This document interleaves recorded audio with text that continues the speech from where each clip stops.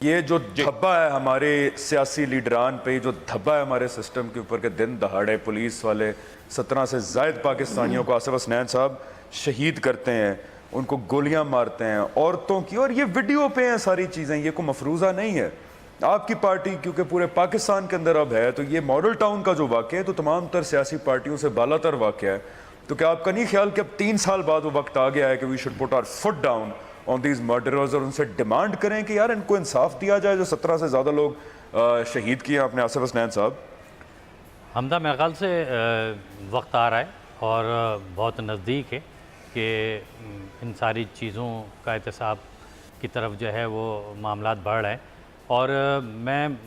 تو یہاں تک سمجھتا ہوں کہ یہ ساری چیزیں بائی ڈیزائن تھیں۔ یہ بیریئر کا مسئلہ نہیں تھا، یہ مسئلہ تھا طاقت کا استعمال کرنا تھا، اور یہ وہ مائنڈ سیٹ ہے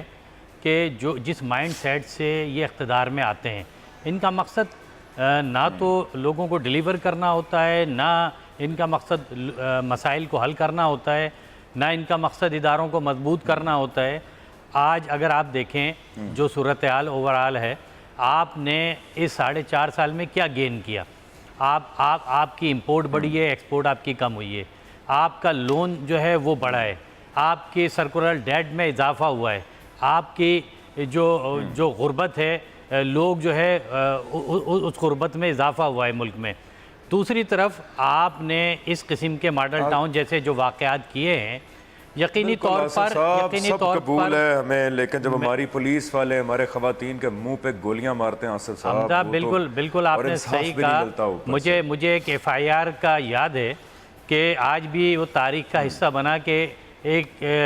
FIR جو ذوالفقار علی بھٹو کے حوالے سے کٹی تھی، وہ FIR محفوظ کر لی گئی تھی، اور ایک وقت ایسا آیا کہ وہ اس FIR کی ضرورت پڑی، کیونکہ ایک نظام ہے، وہ نظام اللہ کا نظام ہے، اللہ تعالیٰ اپنا وہ نظام چلا رہا ہوتا ہے اور لوگوں کو منطقی انجام تک پہنچا رہا ہوتا ہے۔ ہم بریک پہ جائیں گے